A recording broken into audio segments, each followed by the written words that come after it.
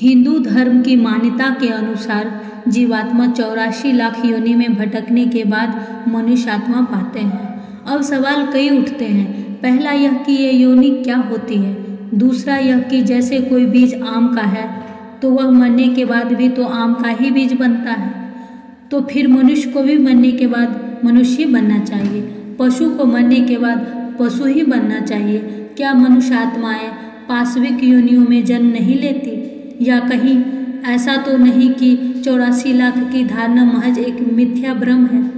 तीसरा सवाल यह कि क्या सचमुच ही एक आत्मा या जीवात्मा को 84 लाख योनि में भटकने के बाद ही मनुष्य जन्म मिलता है? पहला सवाल, योनि क्या है? जैसा कि सभी को पता है कि मादा के जिस अंग से जीवात्मा का जन्म होता है उसे हम योनि कहते हैं। इस तरह पशु योनि, पक्षी योनि, कीट योनि, सर्प योनि, मनुष्य योनि आदि। उक्त योनियों में कई प्रकार के उप प्रकार भी होते हैं। योनियां जरूरी नहीं कि 84 लाख ही हो। वक्त के साथ अन्य तरह के जीव जंतु भी उत्पन्न हुए हैं। आधुनिक विज्ञान के अनुसार अमीबा से लेकर मानव तक की यात्रा में लगभग 1 करोड़ 4 लाख योनियां मानी गई है। ब्रिटिश वैज्ञानिक रॉबर्ट MA के अनुसार दुनिया के 87 लाख प्रजातियां हैं, जिनका अनुमान है कि कीट पतंगे, पशु पक्षी, पौधा, पादप, जलचर, थलचर सब मिलाकर जीव कीट 87 लाख प्रजातियां हैं। गिनती का थोड़ा बहुत अंतर है, लेकिन यह महत्वपूर्ण है कि आज से हजारों वर्ष पूर्व ऋषि मुनियों ने बगैर किसी साधन और आधुनिक तकनीक के यह जान लिया था कि योनियां 84 लाख के लगभग है। क्रम विकास का सिद्धांत गर्भ विज्ञान के अनुसार क्रम विकास को देखने पर मनुष्य जीव सबसे पहले एक बिंदु रूप होता है।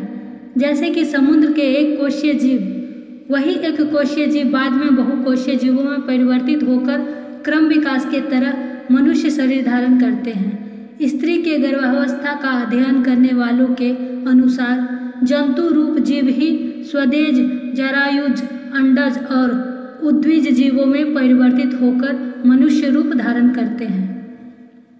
मनुष्य योनि में सामान्यतः जीव 9 माह और 9 दिनों के विकास के बाद जन्म लेने वाला बालक गर्भावस्था में उन सभी शरीर के आकार को धारण करता है जो इस सृष्टि में पाए जाते हैं।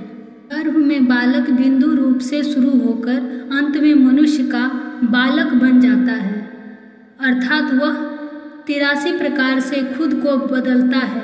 बच्चा जब जन्म लेता है तो पहले वह पीठ के बल पड़ा रहता है, अर्थात किसी पृष्ठवंशी जंतु की तरह। बाद में वह छाती के बल सोता है। फिर वह अपनी गर्दन वैसे ही ऊपर उठाता है जैसे कोई सर्प या सरीसृप जीव उठाता है। तब वह धीरे धीरे रेंगना शुरू करता है। फिर चौपाइयों की तरह घुटने के बल चलने लगता है। अंत में वह संतुलन बनाते हुए मनुष्य की तरह चलता है।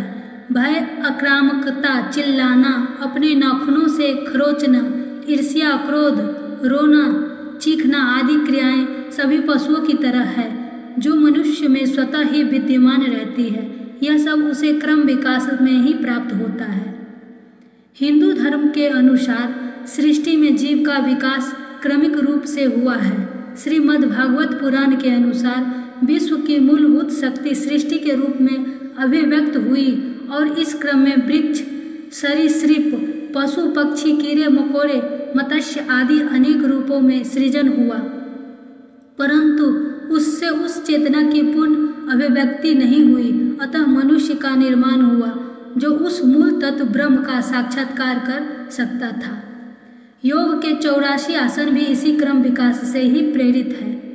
एक बच्चा वह सभी आसन करता है जो कि योग में बताए जाते हैं। उक्त आसन करने रहने से किसी भी प्रकार का रोग और शोक नहीं होता। वृक्षासन से लेकर वृश्चिक आसन तक कई पशुवत आसन हैं। मत्स्यासन, सर्पासन, बकासन, कूर्मासन, वृश्चिक, वृक्षासन, तारा आसन आदि अधिकतर पशुवत आसन ही है। जैसे कोई बीज आम का है तो वह मरने के बाद भी तो आम का ही बीज बनता है, तो फिर मनुष्य को भी मरने के बाद मनुष्य ही बनना चाहिए, पशु को मरने के बाद पशु ही बनना चाहिए। क्या मनुष्य आत्माएं पाशविक योनियों में जन्म नहीं लेती? क्या मनुष्य मरने के बाद मनुष्य और पशु मरने के बाद पशु ही बनता है? उत्तर, क्रम विकास के हिंदू और वैज्ञानिक सिद्धांत से हमें बहुत कुछ सीखने को मिलता है, लेकिन हिंदू धर्मानुसार जीवन एक चक्र है। इस चक्र से निकलने को ही मोक्ष कहते हैं। माना जाता है कि जो ऊपर उठता है एक दिन उसे नीचे गिरना ही पड़ता है, लेकिन यह तय करना है उक्त आत्मा की योग्यता और उसके जटिल जीवन संघर्ष पर। यदि यह मान लिया जाए कि कोई पशु आत्मा पशु ही बनती है तो मनुष्य आत्मा मनुष्य, तो फिर कोई पशु आत्मा कभी मनुष्य नहीं बन सकती। किसी कीड़े की आत्मा कभी पशु नहीं बन सकती।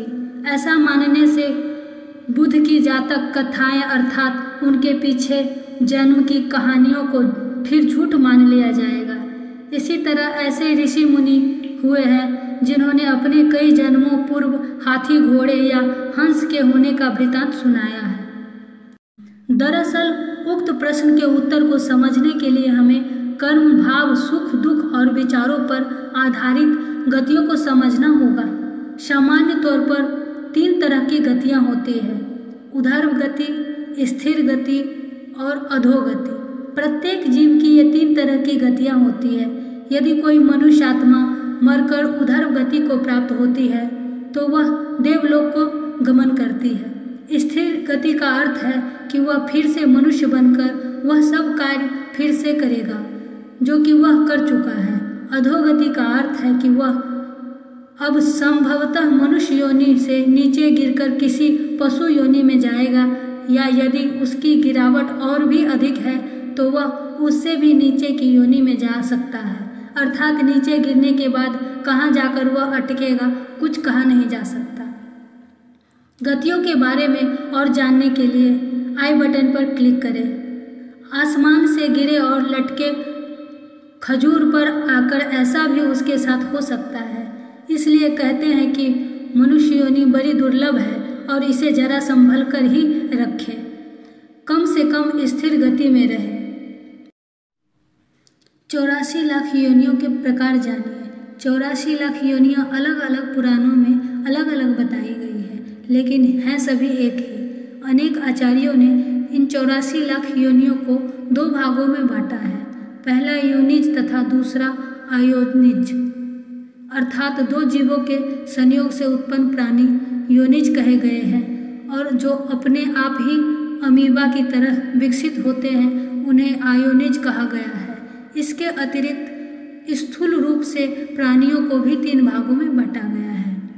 पहला जलचर, जल में रहने वाले प्राणी। दूसरा थलचर, पृथ्वी पर विचरण करने वाले प्राणी। तीसरा नभचर, आकाश में विहार करने वाले सभी प्राणी। उक्त 3 प्रमुख प्रकारों के अंतर्गत मुख्य प्रकार होते हैं, अर्थात 84 लाख योनियों में भी प्रारंभ में निम्न 4 वर्गों में बांटा जा सकता है। पहला जरायुज, माता के गर्भ से जन्म लेने वाले मनुष्य पशु जरायुज कहलाते हैं। दूसरा अंडज, अंडों से उत्पन्न होने वाले प्राणी अंडज कहलाते हैं। तीसरा स्वदेज, मूल मूत्र पसीने आदि से उत्पन्न क्षुद्र जंतु स्वदेज कहलाते हैं।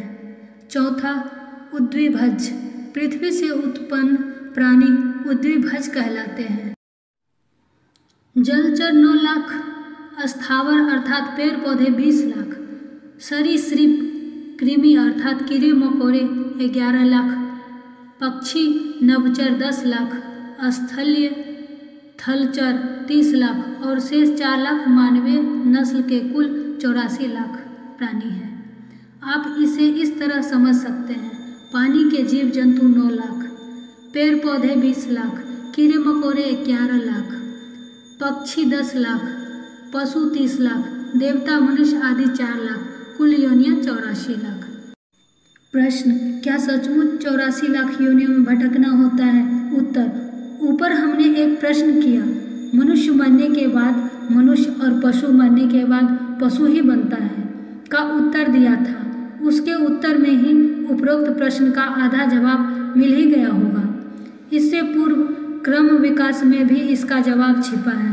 दरअसल पहले गतियों को अच्छे से समझें, फिर समझ में आएगा कि हमारे कर्म, भाव और विचारों को क्यों उत्तम और सकारात्मक रखना चाहिए। क्रम विकास दो तरह का होता है। एक चेतना मतलब आत्मा का विकास, दूसरा भौतिक जीव का विकास। दूसरे को पहले समझें। यह जगत आकार प्रकार है। अमीबा से विकसित होकर मनुष्य तक का सफर ही भौतिक जीव विकास है। इस भौतिक शरीर में जो आत्मा निवास करती है, प्रत्येक जीव की मरने के बाद कुछ गतियाँ होती है जो कि उसके घटना, कर्म, भाव और विचार पर आधारित होती है। मरने के बाद आत्मा की 3 तरह की गतियाँ होती है: ऊर्ध्व गति, स्थिर गति और अधोगति। इसे ही गति और गति में विभाजित किया गया है। वेदों, उपनिवेदों और गीता के अनुसार मृत्यु के बाद आत्मा की 8 तरह की गतियाँ मानी गई हैं। ये गतियाँ ही आत्मा की दशा या दिशा तय करती है। इस 8 तरह की गतियों को मूलतः 2 भागों में बांटा गया है।